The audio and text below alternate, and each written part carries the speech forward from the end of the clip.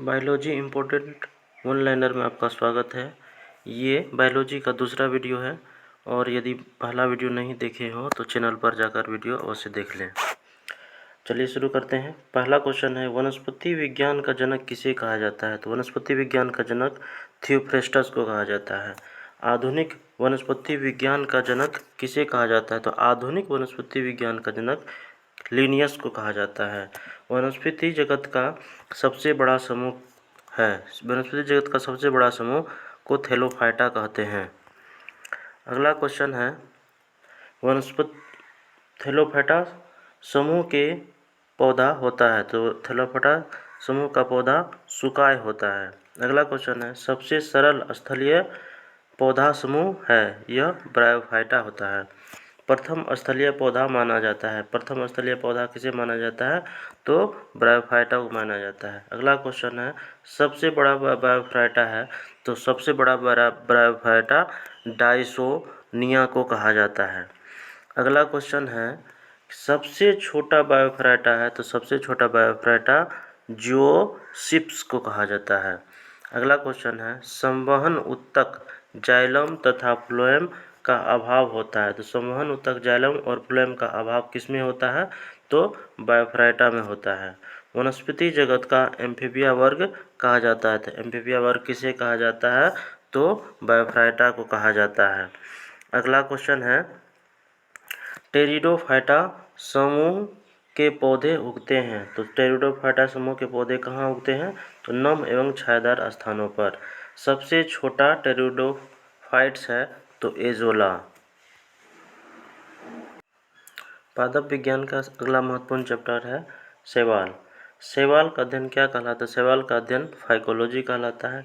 शैवालों की कोशिका किसकी बनी होती है? तो शैवालों की कोशिका सेल्यूलोज की बनी होती है। अगला क्वेश्चन है,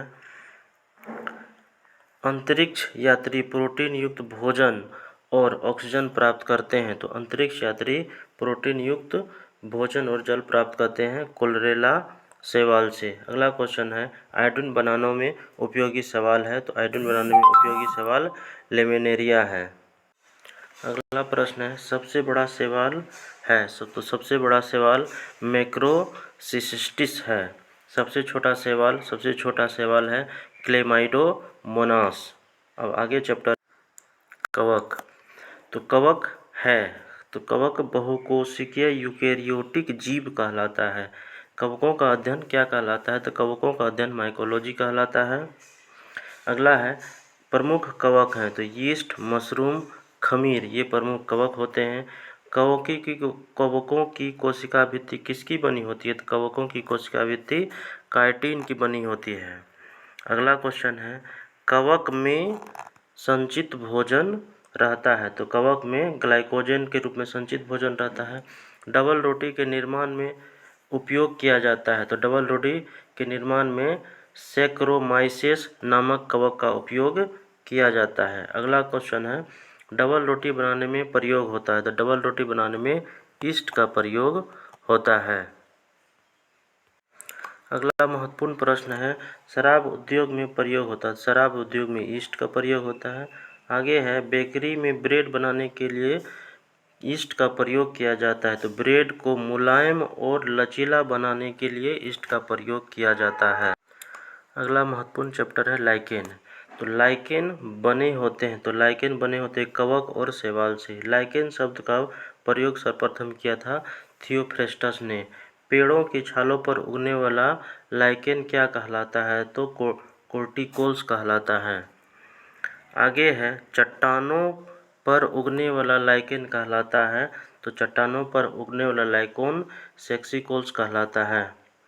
गोबर पर उगने वाला कवक कौन सा है? तो गोबर पर उगने वाला कवक क्रोपोफिल है। लाइकेन सहायक होता है, तो लाइकेन मृदा निर्माण में सहायक होता है। आगे है, प्रयोगशाला में प्रयोग होने वाला लिटमस पत्र प्राप्त किया जाता है, तो यह लिटमस पत्र किस प्रकार के लाइकेन से प्राप्त हो जाता है? हम लोग याद रखेंगे रोसेला। इत्र बनाने में उपयोग में लाए जाने वाला लाइकेन है, तो इत्र बनाने में लोगोरिया, इरवेनिया और रेमेनिला। आगे है, अनावृत्ति। अनावृत्ति जिम्नोस्पर्म भी कहते हैं, समूह के पौधों में के बीज होते हैं। तो ये नग्न बीजी होते हैं जिसके आवरण नहीं होते हैं। आगे है, सबसे बड़ा अनावृत्ति बीज पौधा कौन सा है? तो सिकोया है। आगे है, सबसे छोटा अनावृत्ति बीज है। सबसे छोटा अनावृत्ति बीज कौन सा है? जेमिया पिग्मिया। आगे है, साबूदाना प्राप्त होता है। तो साबूदाना साइकस से प्राप्त होता है। अनावृत्ति बीजों में परागण की क्रिया होती है, किससे होती है? तो वायु के माध्यम से होती है। अगला महत्वपूर्ण चैप्टर है आवृत्ति बीजी। आवृत्ति बीजी जिसे कहा जाता है एंजियोस्पर्म। समूह के पौधों में बीज होते हैं तो फल के अंदर होते हैं। सबसे बड़ा आवृत्ति बीज का पौधा यूकेलिप्टस है। सबसे छोटा आवृत्ति बीजी पौधा लेमना कहलाता है। अगला क्वेश्चन है, सबसे छोटा बीज होता है तो आर्किड का बीज सबसे छोटा है। सबसे बड़ा बीज होता है तो लोडोसिया का सबसे बड़ा बीज होता है। सबसे ऊंचा पौधा कौन है? सबसे ऊंचा पौधा सिकोया सेम्परविनरेस है। सेलेनेसी कुल के पौधे हो तो सेलेनेसी कुल के पौधे होते हैं आलू, बैगन, टमाटर, तंबाकू, मिर्च। आगे है, रूटेसी कुल के पौधे हैं तो रूटेसी कुल के पौधे नींबू, संतरा, बेली, मौसमी होता है। आगे है, रोजेसी कुल के पौधे होते हैं तो रोजेसी कुल के पौधे होते हैं सेब, नाशपाती, गुलाब, रसभरी। आगे है, मालवेसी कुल के पौधे होते हैं तो मालवेसी कुल के पौधे कपास, भिंडी, गुड़हल। आगे है, मटर किस कुल का पौधा है? तो मटर लेग्यूमिनेसी कुल का पौधा है। गन्ना किस कुल का पौधा है? तो गन्ना ग्रेमिनी कुल का पौधा है। आगे है, लौंग किस कुल का पौधा है? तो लौंग मिर्टेसी कुल का पौधा है। लौंग के तेल का प्रमुख घटक है तो लौंग के तेल का प्रमुख घटक यूरेनॉल है। अगला महत्वपूर्ण चैप्टर है जड़, तना और पत्ती। इससे संबंधित क्वेश्चन है, पौधों के अवरोही भाग होता है तो जड़ होता है। तर्क रूपी जड़ के उदाहरण है तो तर्को रूपी जड़ के उदाहरण मूली है। कुंभी रूपी जड़ के उदाहरण है तो कुंभी रूपी जड़ के उदाहरण शलजम है। शंक्वाकार जड़ के उदाहरण गाजर हैं। आगे है, गांठदार जड़ के उदाहरण शकरकंद है। जड़ों का रूपांतरण तो मूली, गाजर, शलजम यह एक प्रकार का जड़ है। तने का रूपांतरण तो आलू, अदरक, हल्दी ये तीनों एक प्रकार का तना ही है। अदरक तथा आलू खाने योग्य भाग है तो आलू तथा अदरक के हम तने को खाते हैं। आगे है, कंद के उदाहरण है तो कंद के उदाहरण आलू हैं। घनकंद के उदाहरण ओल तथा अरबी हैं। प्रकंद के उदाहरण अदरक तथा हल्दी हैं। शलकंद के उदाहरण प्याज एवं लहसुन है।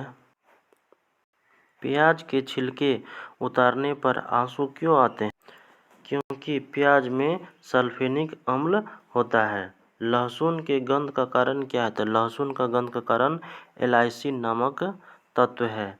मिर्च के तीक्ष्णता का कारण क्या है? तो कैप्सेइसिन है। राइजोम पादप का भूमिगत प्रारूप है तो यह तना का प्रारूप है। अगला क्वेश्चन है, दलहन के जड़ में पाए जाने वाला जीवाणु राइजोबोम है। पौधे नाइट्रोजन ग्रहण करता है तो नाइट्रोजन नाइट्रेट के रूप में ग्रहण करता है। आगे है, वह यंत्र जिसके द्वारा तने की वृद्धि दर मापी जाती है वह ऑक्जेनोमीटर है। तना, पत्ती एवं कली से नया पौधा प्राप्त करना क्या कहलाता है? तो यह कायिक प्रवर्धन कहलाता है। जैसे हम लोग गुलाब को रोपते हैं वह कायिक प्रवर्धन के उदाहरण है। आलू का कायिक प्रवर्धन होता है तो तना से होता है। ब्रायोफिल्म में कायिक प्रवर्धन होता है तो पत्ता से होता है। पौधों का मुख्य प्रकाश संश्लेषी अंग पत्ता होता है। आगे क्वेश्चन है, पत्तियों में अति सूक्ष्मतम छिद्र जो होता है वह स्टोमाटा या रंध्र कहलाता है। पत्तियां सांस किससे लेती है? तो स्टोमाटा से लेती है। बायोलॉजी का लगभग सभी ऑनलाइनर क्वेश्चन समाप्त हो गए। यदि चैनल पर नए आए हो तो प्लीज़ सब्सक्राइब करें और चैनल को लाइक करें। वीडियो देखने के लिए धन्यवाद।